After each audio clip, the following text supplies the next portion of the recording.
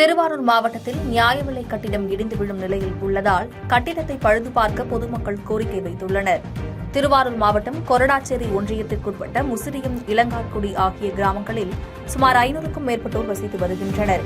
இந்த கிராம மக்கள் முசிறியம் பகுதியில் உள்ள நியாய விலை கடையில் அத்தியாவசிய பொருட்களை பெற்று வருகின்றனர். இந்த நிலையில் கட்டிடமானது தரைத்தளம் முற்றிலும் சேதமடைந்தும் இருப்பு வைக்கப்படும் பொருட்கள் சேதமடைந்தும் வருவதாக பொதுமக்கள் குற்றம் சாட்டியுள்ளனர். இதனால் தற்காலிகமாக ஊராட்சி மன்ற அலுவலக கட்டிடத்தில் அத்தியாவசிய பொருட்கள் மாற்றம் செய்யப்பட்டு அங்கிருந்து அட்டைதாரர்களுக்கு பொருட்கள் வழங்கப்பட்டு வருவதாக கூறுகின்றனர்.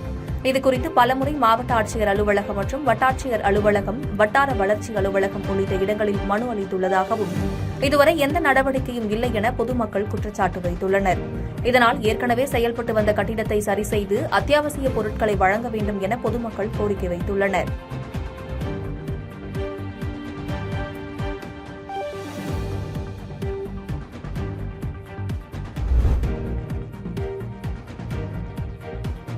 மயிலாடுதுறை மாவட்டத்தில் அரசு அறிவித்த நிவாரணத் தொகையை வழங்காமல் விவசாயிகளை வஞ்சிப்பதாக பயிர் காப்பீட்டு நிறுவனத்தை கண்டித்து விவசாயிகள் சாலை மறியல் போராட்டம் நடத்தினர்.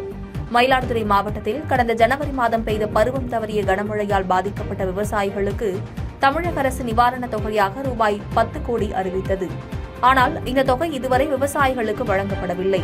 இதனை கண்டித்து மயிலாடுதுறையில் அனைத்து விவசாய சங்கங்களின் கூட்டமைப்பு சார்பில் விவசாயிகள் கண்டன ஆர்ப்பாட்டம் நடத்தினர். இதனைத் தொடர்ந்து அவர்கள் சாலை மறியல் போராட்டத்திலும் ஈடுபட்டனர். போராட்டத்தில் தமிழக அரசு அறிவித்த நிவாரணத் தொகையை காலதாமதமின்றி உடனடியாக வழங்க வேண்டும் எனவும், பயிர் காப்பீட்டு நிறுவனம் நேர்மறையான முறையில் இழப்பீடுகளை கணக்கீடு செய்து இழப்பீட்டுத் தொகை மற்றும் பயனாளிகள் பட்டியலை உடனடியாக வெளியிட வேண்டும், மத்திய மாநில அரசுகள் பயிர் காப்பீட்டு நிறுவனங்களில் தற்போது கணக்கீடு செய்யும் முறையில் உள்ள குழப்பமான நடைமுறைகளில் உரிய மாற்றங்களை செய்திட வேண்டும், பயிர் காப்பீட்டு நிறுவனங்களை அரசு ஏற்று நடத்திட வேண்டும் உள்ளிட்ட கோரிக்கைகளை வலியுறுத்தினர்.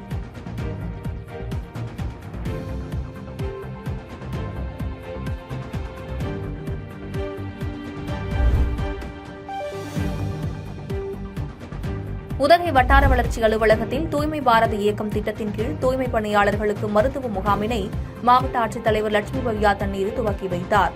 நீலகிரி மாவட்டம் உதகை ஊராட்சி ஒன்றிய அலுவலக வளாகத்தில் தூய்மையே சேவை 2024 பிரச்சாரத்தின் ஒரு பகுதியாக தூய்மை பாரத இயக்கம் நடைபெற்றது.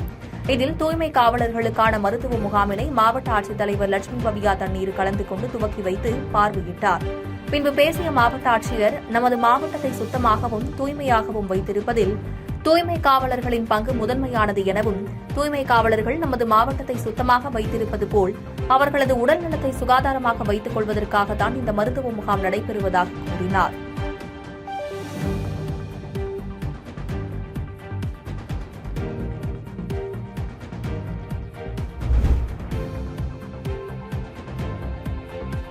தஞ்சாவூர் மாவட்டம் கும்பகோணம் அருகே திருப்பனந்தாள் பகுதியில் மண்ணுயிர் காத்து மண்ணுயிர் காப்போம் திட்டம் விவசாயிகளிடையே பெரும் வரவேற்பை பெற்றுள்ளது.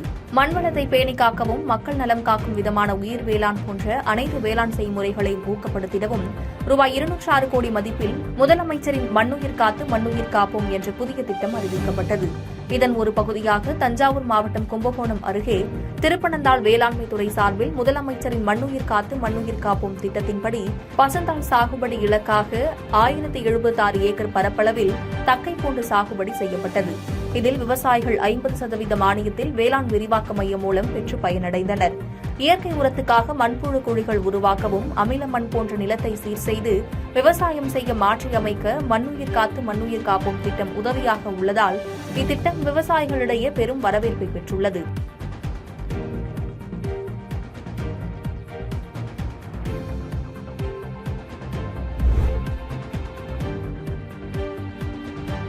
காஞ்சிபுரம் மாவட்டத்தில் மாநகராட்சிக்கு சொந்தமான இடத்தை ஆக்கிரமித்து கட்டப்பட்ட கடையை மாநகராட்சி நிர்வாகம் அகற்றியது. காஞ்சிபுரம் மாநகராட்சியில் பல்வேறு பகுதிகளில் மாநகராட்சிக்கு சொந்தமான இடத்தை ஆக்கிரமித்து கட்டப்பட்டுள்ள வீடுகள், கடைகள் உள்ளிட்ட பல இடங்களை மாநகராட்சி நிர்வாகம் அகற்றி மீட்டு வருகின்றனர். அந்த வகையில் காஞ்சிபுரம் மாநகராட்சிக்குட்பட்ட மடம் தெருவில் சுமார் 400 சதுர அடி அளவில் மழைநீர் கால்வாய் ஆக்கிரமித்து கடை செயல்பட்டு வந்தது. இந்த கடையை அகற்றக் கோரி கடந்த சில மாதங்களுக்கு முன்பு மாநகராட்சி அறிக்கை வழங்கியது. இந்நிலையில் இந்த கடையை ஜேசிபி இயந்திரத்தை கொண்டு காவல்துறை உதவியுடன் ஆக்கிரமிப்பு பகுதிகள் முழுவதும் அகற்றப்பட்டுள்ளது. இதனால் அப்பகுதி சிறிது நேரம் பரபரப்புடன் காணப்பட்டது.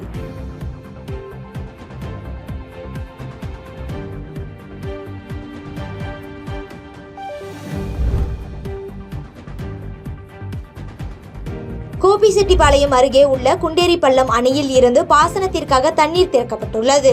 ஈரோடு மாவட்டம் கோபிசெட்டிப்பாளையம் அருகே உள்ள குண்டேரிப்பள்ளம் அணையில் இருந்து வினோபா நகர், வாணிப்புத்தூர், மோதூர் உள்ளிட்ட 10க்கும் மேற்பட்ட கிராமங்களில் உள்ள 2500 ஏக்கர் விளைநிலங்கள் ஆண்டு முழுவதும் பாசன வசதி பெற்று வருகிறது. இந்நிலையில் பாசனத்திற்காக தண்ணீர் திறக்க அப்பகுதியைச் சேர்ந்த விவசாயிகள் அரசுக்கு கோரிக்கை வைத்தனர். அதைத் தொடர்ந்து இன்று குண்டேரிப்பள்ளம் அணையில் இருந்து இடது மற்றும் வலது கரை என இரு வாய்க்கால்களிலும் பொதுப்பணித்துறை அதிகாரிகள் அணையில் பூஜை செய்து தண்ணீர் திறந்துவிட்டனர். மேலும் 46 நாட்களில் 10 நாட்கள் தண்ணீர் நிறுத்தப்பட்டு மொத்தம் 36 நாட்களுக்கு பாசனத்திற்கு தண்ணீர் வழங்கப்படும் என்று பொதுப்பணித்துறை அதிகாரிகள் தெரிவித்துள்ளனர்.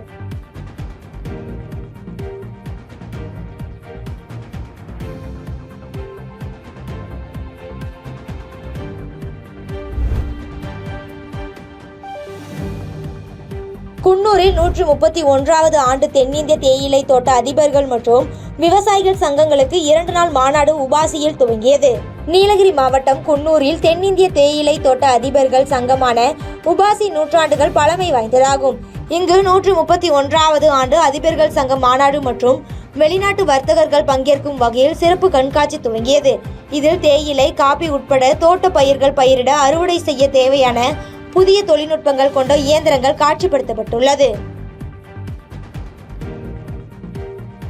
பாதகம் செய்பவரை கண்டால் நாம் பயங்கொள்ளலாகாது பாப்பா, மோதி மிதித்து விடு பாப்பா, அவர் முகத்தில் உமிழ்ந்து விடு பாப்பா.